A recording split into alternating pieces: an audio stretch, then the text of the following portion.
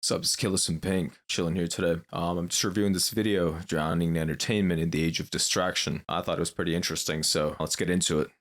We're riddled with pointless talk, insane quantities of words and images. Stupidity's never blind or mute, so it's not a problem of getting people to express themselves, but of providing little gaps of solitude and silence in which they might eventually find something to say.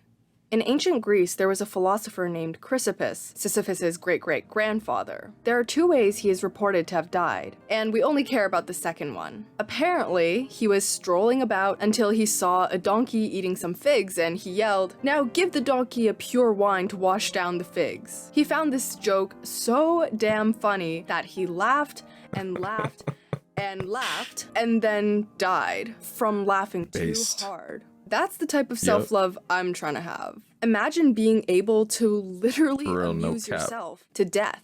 Oh wait, is this the perfect segue to introduce the book Amusing Ourselves to Death by Neil Postman, written in 1985 with a foreword written by his son Andrew Postman?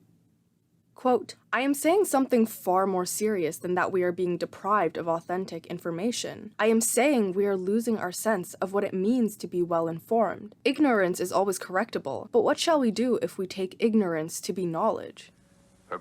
This is so important, like the inundation of information, perpetually being bombarded by it. It's leaving us in this fragmented sense of reality, as in there's just such extreme disconnect. Based on the information that you presume to be true. Our epistemological notions, our epistemological sense is constantly being attacked, and it's somewhat torn apart. It's difficult. There's no real unity that exists to create a consensus on what reality is anymore. Will then cease, and she will die of terminal bliss. The books 1984 by George Orwell and Brave New World by Aldous Huxley are two famous books about mass oppression, but they describe two very different types of oppression. In 1984, there's an authoritarian government that watches over everything you do. Everyone must wear the same clothes, attend the same morning ceremony, there's hardcore censorship, basically how Fox News thinks China still is. Then there's Brave New World, a society where people constantly pop soma, a pill that keeps them in a state of pleasure. They've come to love and accept the brainwashing that happens in the Love both these books, by the way. You guys gotta read it. baby creation factories. And they have lots of orgies. While Orwell's 1984 warns us about external oppression, Huxley's Brave New World warns us about getting so used to our oppression that we participate in it ourselves. Quote, "What Orwell feared were those who would ban books. What Huxley feared was that there would essentially be no live in a reason to ban combination. book, for there would be no one who wanted to read one. Orwell feared those who would deprive..." That really hits home. I think our reading and comprehension levels are severely deficient, and they're increasingly suffering with each generation for numerous reasons. There is an effective dumbing down that is occurring. Of information. Huxley feared those who would give us so much that we would be reduced to passivity and egoism. Many people are self-aware of our declining attention span. As a kid, I used to be able to read and read without end. Even in high school, I could do my homework without distraction for at least a few hours, which made me an awful texter. I got lots of complaints about that. But now, within like half an hour of doing my work, I can feel my brain tingling to get a glimpse of my phone. If I'm not typing furiously in lectures to stimulate my brain, then I'm bored to death. Everyone knows it's if we're being honest, we're all victims of that. Content now. Whether it be 15-second TikToks or 250 character tweets, and we're constantly surrounded by distractions like advertisements. But what if it goes deeper than that? Way deeper. All right, now Spotify. Way deeper. You know, when my hand's on your grease gun, that's very subtle, It's a metaphor, Brian. It's just a bit weird. Metaphors are used all the time to help us understand one thing in the context of another. For example, God is a bearded man in the sky, family is a tree, time is a clock. Now, some people might question that last one. The clock is not a metaphor for time. Time really is minutes and seconds and hours. But is it? Before the clock was invented, no one thought of time in these mathematically precise chunks. Even now when we experience time, some hours seem to zip by and some never seem to end. But the clock has become so synonymous with time that people think the clock is time. Metaphors are supposed to just represent things, but in our minds, we can accidentally mess up and see the metaphor as the thing itself. This is why Yeah. media is so powerful. Media is a metaphor for communication. The book, Just on that bit about time, it's important to remember that time really essentially is an agreed upon construct. There is no objective external quantification of time the way we've come to do it. We simply agree upon it for reasons, rather the pros that we derive out of doing so. is a metaphor for knowledge. Music can be a metaphor for beauty. But media is so pervasive in our lives that we often mistake media as the thing that's being communicated. Whenever we watch a movie about love, it's a mere metaphor for love, but people end up thinking love just is this character's relationship. When we watch the news, it's a metaphor for knowledge, but many people now think the news just is knowledge, or perhaps even the truth. The dominant form of media in society shapes everything: how we communicate with each other, how we approach topics, and how we literally see the world. Quote, perhaps you are familiar with the old adage that says, to a man with a hammer, everything looks like a nail. We may extend that truism. To a person with a pencil, everything looks like a sentence. To a person with a TV camera, everything looks like an image. To a person with a computer, everything looks like data. A new medium is not just an upgraded version of the old thing. A car is not just a faster horse. A light bulb is not just a more advanced candle. It doesn't matter that they were built for the same purpose. They are completely different from one another because the fundamental form of these objects have changed. Yep. Similarly, the computer is not just an updated version Form dictates experience. of a typewriter. The television is not just a moving version of photography. Changes in the form of technology literally redefine language and public culture. The invention of the car didn't just make us move faster. It's revolutionized how we plan our cities, how much we value nature, how we express our social status, and has even become a sex symbol. The form of every medium predisposes it to be used in some ways and not in others. Yeah. I need a fork. Hold on. I can use a fork as a knife if I tried hard enough, but its form makes it much more possible to use it for picking stuff up, not cutting things, even though I could if I wanted to. Blech. I am talking right now. And with my verbal words and sentences, I can convey pretty complex ideas. I mean, what she's highlighting here is what does it mean for something to be that specific thing? How is it exactly defined by that identity? Like, what defines that identity? Is it the form? Is it the function? Is it certain qualities? And so on. And explain Hegel's dialectic, or tell you every single tiny step in the digestive system. But can I still do that if my form of communication was using a lighter? Maybe if you gave me 10 billion years to spell things out in Morse code, sure, but realistically, no, I can't. The form of a lighter excludes certain types of content from being communicable, but maybe the lighter is better suited for communicating other things, like danger or...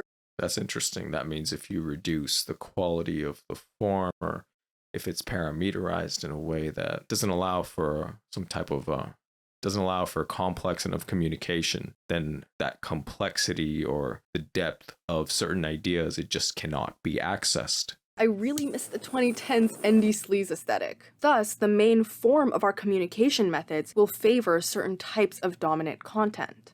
I feel like a lot of people still think we live in a print society, so text like books and articles and just words in general are our main form of communication. But Nope. I feel like we're either saying bye-bye to print being the main player, or we already have said goodbye. What we more accurately exist in is a visual audio society. What did you say?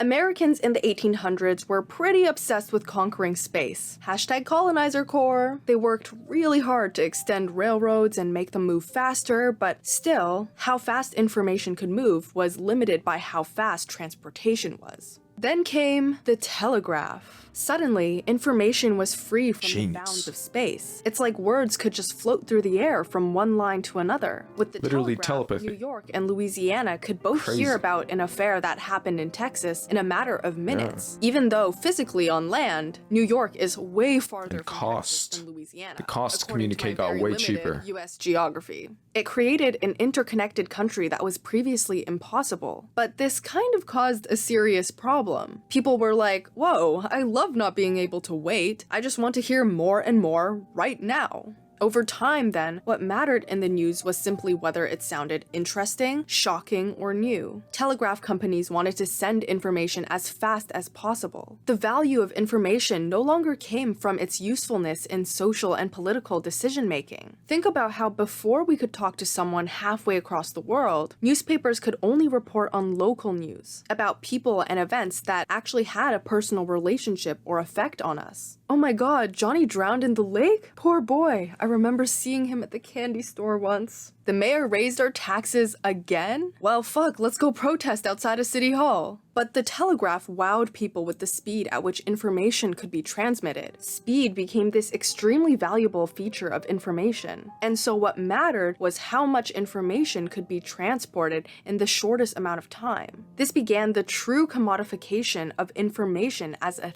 thing. We clearly see this today with journalists fighting to be the first ones to write about breaking news. People on Twitter spreading the hottest gossip as quickly as possible, even when it's about the absolutely most irrelevant things ever. This causes a constant flow of information and more information and more information until actually important information age, baby, gets drowned out in a sea of irrelevance. To understand how irrelevant the information we consume has gotten, Postman asks some really good questions. How often does it occur that information provided to you on morning radio or television or in the morning newspaper causes you to alter your plans for the day, or to take some action you would not otherwise have taken, or provides insight into some problem you are required to solve? Does learning the media we consume and the sentiment that circumscribes it certainly impacts the kind of headspace we're in and how we move about our days. About which latest celebrity got a botched nose job actually affect how we live our day-to-day lives? How many people, after reading about earthquakes and wars in a completely different continent, actually take any action to help? A man in Maine and a man in Texas could converse, but not about anything either of them knew or cared very much about. The telegraph may have made the country into one neighborhood, but it was populated by strangers who knew nothing but the most superficial facts about each other. These things give us something to talk about and to feel opinionated on, but most of the information we receive is solely for consumption. Rarely does it prompt action. Everything became everyone's business. For the first time, we were sent information. I would say it impacts your subconscious on a subtle level for sure. Perhaps it does depend on the players involved and the general geography, for example.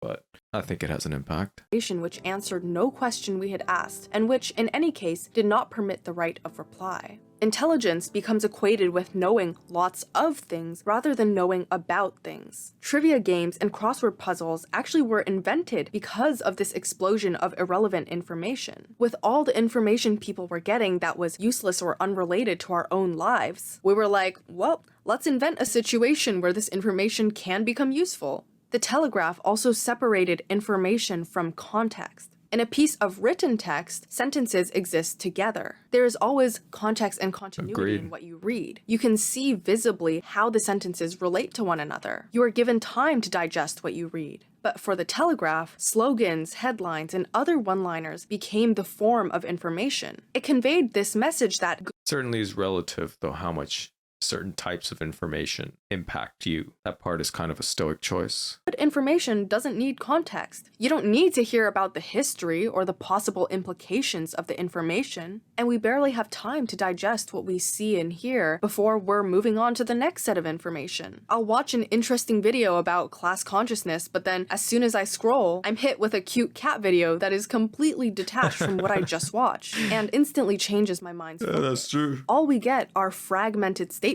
like virus from China spreads across the world, harming millions. But questions like, why did it come from China? How did it spread? What should we do? Are all up to the consumer to decide. And we then have to decide based on our own pre-existing biases, because the producer ain't giving us much to work with. I think this is what causes a lot of conflict online. We fight over what things mean because they're given to us without context. The lack of nuance I often see on TikTok is dangerous. Like, stop telling people, here are 2 reasons why your boyfriend can never ever love you, and then not explain the reasons at all. I saw someone say that Gen Z makes fun of boomers for believing everything they see on Facebook, but we literally believe everything we see on TikTok? And, like, I'm sorry, but that is so true for some of you. Not every statement someone says with confidence is true. Constantly seeing things communicated to us in a visual format is also very different from a print society. Before, people were known for what they wrote. When you said the name President John Tyler, Americans would think of his written work or his oral speech. The early presidents of America could walk down the streets without anyone recognizing them, because no one gave two shits about what they looked like. Visual imagery wasn't the dominant form of communication, so as hard as it is to believe today, pictures weren't seen as the best representation of people. Now though, when you say the names Donald Trump, Jimmy Carter, even scientists like Albert Einstein, a picture of them pops into our minds, even if their appearance is totally unrelated to what they do.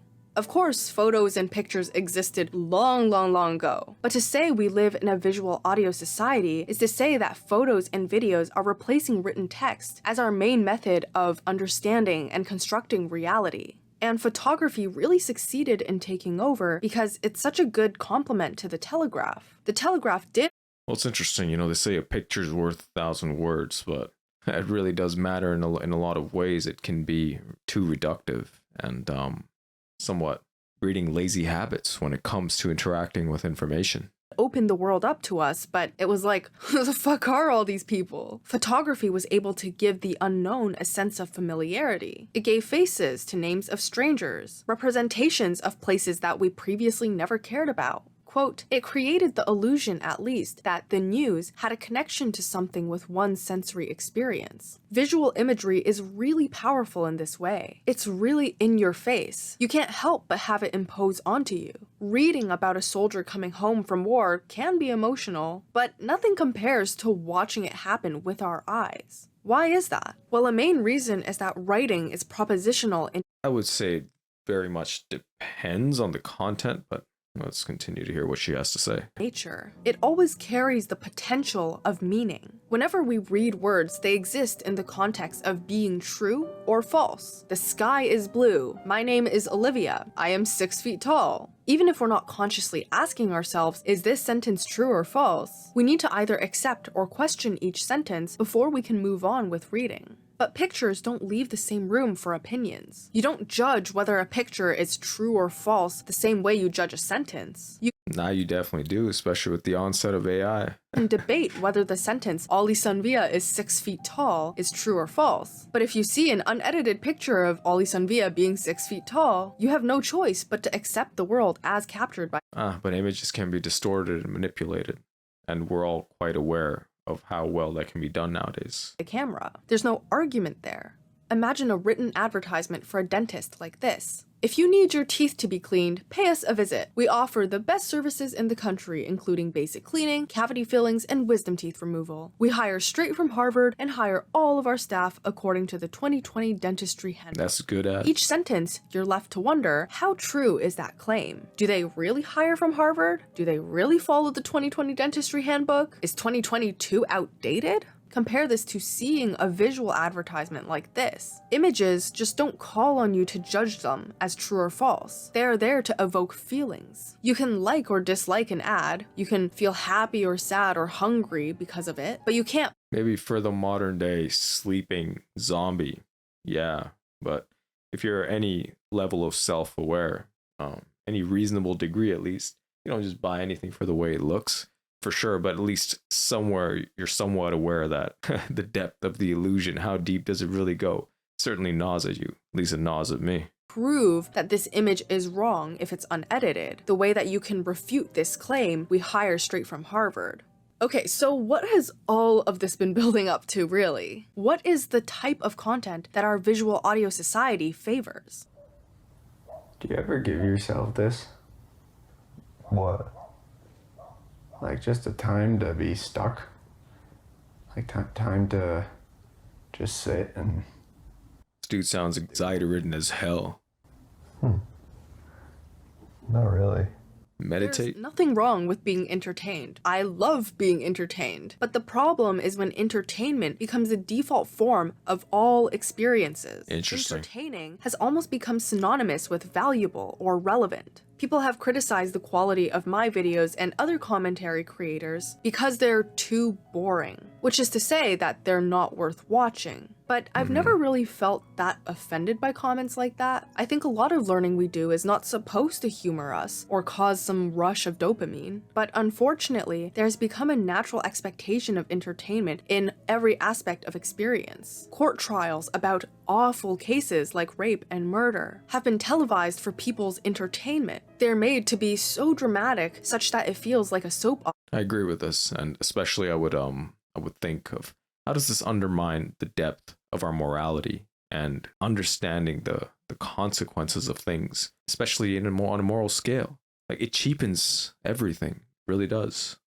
After presidential speeches or debates, news companies love to hinge on jokes or witty one-liners said by candidates, rather than the nothing quality serious and anymore. accuracy of any of the real politics. Listen, are you Everything- in favor of law and order? I'm in favor of law.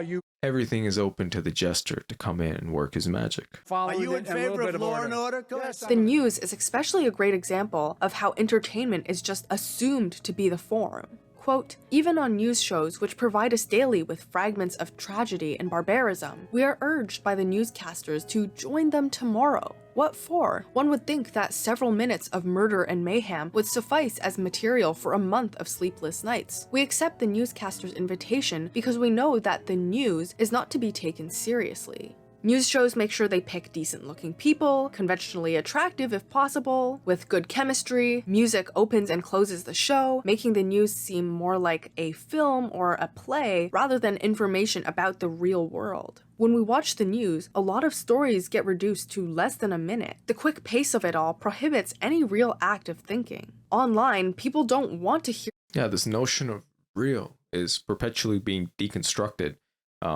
Ironically, real is becoming increasingly fictionalized. It's being left to a user experience. You say, let me think about it, or I don't know, because those type of phrases slow down the show. It's not entertaining to watch people sit and actually think. It's much more entertaining to watch rapid takedowns and quick reactions. So if the family decides to stab them, it's okay to stab the when they're brain person dead? Yeah, if they want to. No, not brain dead. Let's say that you're comatose for a short period of time, say 9 months. Say that. Well, what is the person? How much does this contribute to people thinking that they're well-informed, all the while knowing very little? Well, take the example of the war on Afghanistan. It received literally constant media attention for years, so we can assume that most Americans at this time were very knowledgeable about the war. Right? Would most Americans even know the language the people of Afghanistan speak? Any of the laws of their constitution? Or even the main points of their political and cultural history? Quote, nonetheless, everyone had an opinion about this event, for in America, everyone is entitled to an opinion. You think that there should be rules about what is taught in school? Oh, absolutely. Like, what wouldn't you like to see taught in school? There's critical race theory. Yeah, that critical race theory, as soon as I heard about that, I'm like, why? Oh, god dang it. Oh, America. Are we doing this? What is critical race theory? I don't know. I Arguably, the most dangerous type of disinformation is that which creates the illusion of being informed when they're really being led away from knowledge. Returning back to the news, also notice how newscasters are expected to recite everything with a straight face. Real people would at least grimace if they were talking about something as awful as a mass shooting. Oh, by the way, that type of phenomenon is it's omnipresent amongst the entire side of the political spectrum. It's not specific to any one side, so. But newscasters talk like this, as if they don't even grasp the real meaning of what they're saying. Check your panties. About 175,000 rice. I think that was supposed to be pantries. And then after talking about seriously heartbreaking or impactful events like natural disasters, they hit us with a commercial break. Perhaps the only chance of survival in the case of a nuclear attack. Pat Couch, Channel 5 Action News, Dallas. Target proudly presents the grand opening sale at its new Ridgemar store. All of this contributes again to the news being more entertaining than informative. It's like, hey, here's an updated death toll for the earthquake in Turkey. Here's a husband who murdered his entire family. But also, did you know that McDonald's Spicy McChicken is back for a limited time? I recently did my We've grown desensitized, bro. annual rewatching of Catching Fire, as everyone should. And there's a scene where Plutarch tells President Snow how to contain the revolution and keep people distracted from political content. How he described it was basically exactly how our news is formatted. She's engaged. Make everything about that. What kind of dress is she gonna wear? Floggings. What's the cake gonna look like? Executions. Who's gonna be there? Fear. Love the Hunger Games, always so relevant. I can't whistle, but I would if I could. We've become so used to just I don't get the reference. a random ass ad put in the middle of like super serious topics that I don't think we really understand how absurd that is. Imagine if an author suddenly put an ad in the middle of a book, and not just once, but the commodification of everything. Chapter. You wouldn't even be able to take that book seriously. Like, imagine reading, "We are so thoroughly adjusted to the status quo that we naturalize human creations." But first, H&M is having their biggest sale of the year. All fall essentials are 20% off. Sign up to be a member and earn points with every purchase. Acknowledging the constructed origin of our norms is a necessary step to change. Now, I, as a serious writer, would never do that to my audience. By the way, this video is sponsored by Nebula, my streaming service for thoughtful videos, podcasts, and classes on Nebula. Can be with my future get access by you can support. Thanks for the orange bar though. Dude, both on the news and on every social media app, sends the message that 1 minute or even a few seconds is a sufficient amount of time to care about something. Others decide for you when it's time to move on to the next set of information. This obviously affects our attention span. There's a part of the book that when I read it, it made my eyes pop out because I just couldn't believe it. During the debates between Abraham Lincoln and his opponent, Stephen Douglas, there was one debate where Douglas gave a 3-hour talk with no break. People then went home to have dinner, and then they came back for 4 more straight hours of talking. People sat Holy through shit. 7 hours of Is that what political debate used to be? political discussion in one day. And keep in mind that they didn't have pictures or flashy stage or music. It was just They got the them swag talking. And they weren't even running for a big position like president or a member of the Senate. People just genuinely You know, oration used to be very, very much analyzed and critically respected as an art form. thought that their political education was that important. Imagine feeling as though your vote mattered. What a wild concept. I mean, we still value good speakers, obviously, but I think, like she mentioned previously, it's about speaking in these overly fast-paced, witty arrangements, and it's just about really being entertained, rather.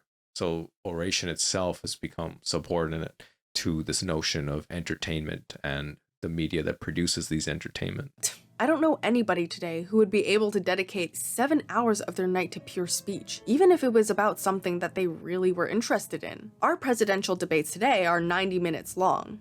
Interesting when you have really powerful conversations, though you absolutely can be so captivated by it that time flies. You hit that optimal flow state. It's an incredible feeling. Person speaks for an average of a few minutes per topic. And if you watch the debates on social media, there are tons of digital ads surrounding your screen to add that extra visual stimulation. The average length of a shot on TV back in 1985 was 3.5 seconds, but I'm pretty sure it's even shorter today. I don't even remember when this became a thing, but having serious topics paired with like random cooking videos or Subway Surfers or a Simpsons episode. The creation of the third world has been going on for 400 years brings us to another revelation, namely that the third world is not poor.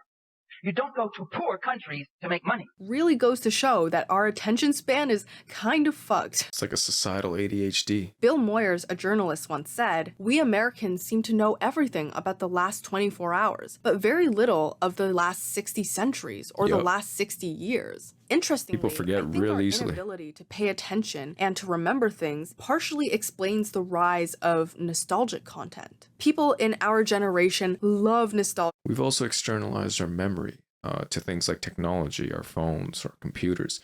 Apparently, historically, human beings used to be very, very capable and have such powerful memory banks, and it's all been externalized to the machines.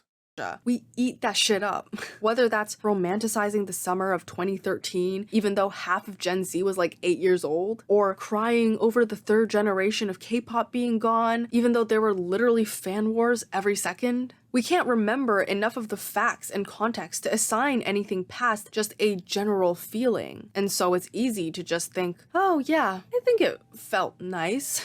As a video essayist who tries to make educational content in a more entertaining manner, I've wondered a lot about how I fit into all of this. I undeniably put on makeup and I try to look good in front of the camera. I try to have as many pauses in my talking cut out as possible, and I try to make sure I include enough outside footage so that people don't get bored staring at my face for like 5 minutes. I have ads that interrupt my videos, and while I know people don't discredit the quality of YouTube videos for having ads because everyone does it, I still wonder how it affects the perception of educational content on YouTube. Will video essays ever feel as serious as a written article? Do I affect people's expectations when it comes to learning outside of YouTube? The answers may be different for different people. For me, I actually find that watching a really educational and entertaining video on YouTube leads me to want to read more books and learn more outside of YouTube. I'm not sure if this is the same for other people, but you let me know.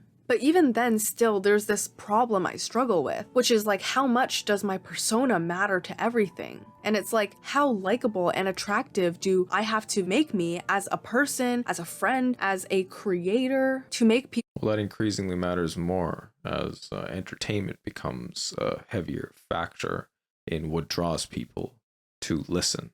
think my content is valid? Will the visual form of video essays inherently make my image more representative of me than my words and ideas? Because I'm sure when people say OliSUNvia, the first thing that pops into their head is a picture of me, not what I've said. When people are represented first by their image and not their work, it really changes how we evaluate people. TV commercials, for example, use athletes, singers, chefs, chess players even, to sell them as images. It sends this message that no matter what your career is, you can always be used to entertain. This has especially freed politicians from actually having to do politics, which I think is kind of scary. Entertainment now politics. They can attend comedy skits or commercials or even gaming live streams. They have Personality, become bro. more like celebrities rather than educated leaders. Their appearance and vibe become much more influential in their election results than their actual policies. It's the I feel vibe, like bro. most people, at least in my generation and younger, know Joe Biden best by memes of him slipping up, both physically and verbally. How would you say your mental focus is? Oh, it's focused. I haven't, look, I have trouble even saying to myself my own head the number of years. I no more think of myself as being as old as I am than fly. I mean, it's just not, I haven't observed anything in terms of, there's not things I don't do now that I did before, whether it's physical or mental or anything else. The hell's even being Know said? Canada's Prime Minister, Justin Trudeau, as the zaddy of world leaders. Richard Nixon, a past president of the that's a US, rough one. once claimed he lost an election because his makeup crew messed up. Then he told his competitor that if he really wanted to run for presidency, he should, quote, lose 20 pounds. News sites like Daily Mail, Cosmopolitan, Refinery29, and Entertainment Tonight make the lives and drama of celebrities serious cultural content. Like, oh my god, you don't know the year Kim Kardashian's sex tape was released? Are you even American? I can't believe In all fairness, that is a pivotal turning point in history. Canadian? I really hope other Canadians got that reference. Please comment if you did. Quote, the circle begins to close. Both the form and content of news become entertainment. Harry Frankfurt came up with a concept called bullshit speech acts, which is when a speaker doesn't care about whether what they say is true or false. And I think this happens all the time now. Oh my god, Miley Cyrus wrote flowers about Jennifer Lawrence because Jennifer Lawrence had an affair with Liam Hemsworth when they were filming Hunger Games together.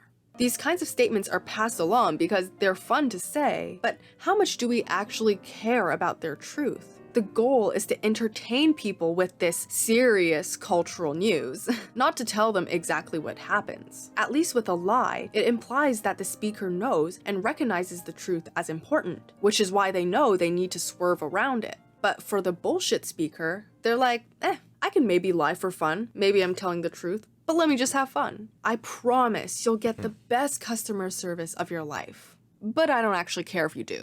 Maybe you do get the best customer service of your life, but I'm just speaking to speak. Doesn't matter, you bought it. Dictators only need censorship when they feel that the people know and care about the difference between serious news and entertainment. Quote, how delighted would be all the kings, czars, and Führers of the past to know that censorship is not a necessity when all political discourse takes the form of a jest. Exactly. Sorry for not posting a video last month, but here I am, back again. If you like this video or like you thought... Anyway, yeah, she's awesome. Check her out. Yeah, man. It's pretty interesting. I mean, the jester, completely. Jester's taken over. It is an archetype that has long been present in the psychic history of all societies. But I think in today's era, the true power, the full power, the extent of the power is truly unfolding. Thank you for watching. Let's kill us in pink, baby. We out. It's not that serious, bro.